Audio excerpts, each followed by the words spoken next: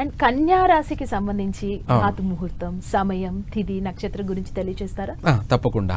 కన్యా రాశి వాళ్ళు, ఈ కన్యా రాశి వాళ్ళు వచ్చేటప్పటికి ఉత్తర నక్షత్రం 2వ పాదము, 3వ పాదము, 4వ పాదంలో జన్మించిన వాళ్ళు కన్యా రాశి వాళ్ళు.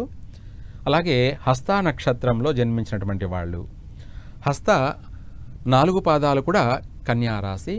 అలాగే చిత్తా నక్షత్రం 1వ పాదము, 2వ పాదము కన్యా రాశిలో జన్మించిన వాళ్ళు అవుతారు. అలాగే ఈ యొక్క కన్యా రాశి వాళ్ళు ఏ రాశి వాళ్ళతో వీళ్ళు ఎటువంటి సంబంధాలు పెట్టుకోకూడదు అనేది కూడా నెగటివ్ రాశి. అంటే మనకు 12 రాశులు ఉంటాయి. మనం 12 రాశులు వాటిల్లో 11 రాశులు శుభరాశులు అని చెప్పడం కన్నా ఒక రాశి ఆపోజిట్ రాశి కాబట్టి అది చెప్తే మిగతా రాశులన్నీ వీళ్ళకు శుభరాశులని అర్థమవుతుంది. అలాగే కన్యా రాశి వారికి వృశ్చిక రాశి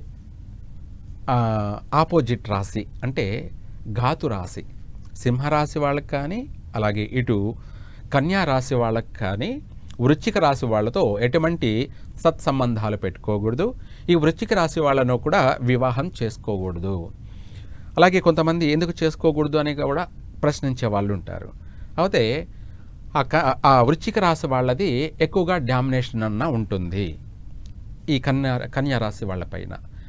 అయితే అది కూడా ఎంతవరకు వెళ్తుందంటే చెప్పలేనంత తారాస్థాయికి వెళ్ళిపోతుందన్నమాట డామినేషన్. దానివల్లనే అనేక ఆధిపత్య పోర్లు అంటారు. అంటే ఒకరు ఇంట్లో వాళ్ళే ఒకరిపైన ఒకరు డామినేషన్. ఎందుకంటే వాళ్ళతో మనం సంబంధాలు పెట్టుకున్నాం కాబట్టి, అంటే వివాహం చేసుకున్నాం లేదంటే బిజినెస్ పరంగా పార్ట్నర్షిప్గా చేశాం కాబట్టి వాళ్ళ వల్ల అధికమైనటువంటి తీవ్రమైనటువంటి మానసిక రుగ్మతలకు గురి అయ్యే అవకాశం ఉంటుంది. అధికమైనటువంటి నష్టాలు జరిగే అవకాశం ఉంటుంది. కాబట్టి కన్యా రాశి వాళ్ళు వృశ్చిక రాశి వాళ్ళతో ఎటువంటి పార్ట్నర్షిప్ పెట్టుకోకూడదు. అలాగే వీళ్లకు ఘాతు మాసము, భాద్రపద మాసం అనేది సెప్టెంబర్ నెల, అది వినాయక చవితి మాసం అన్నమాట.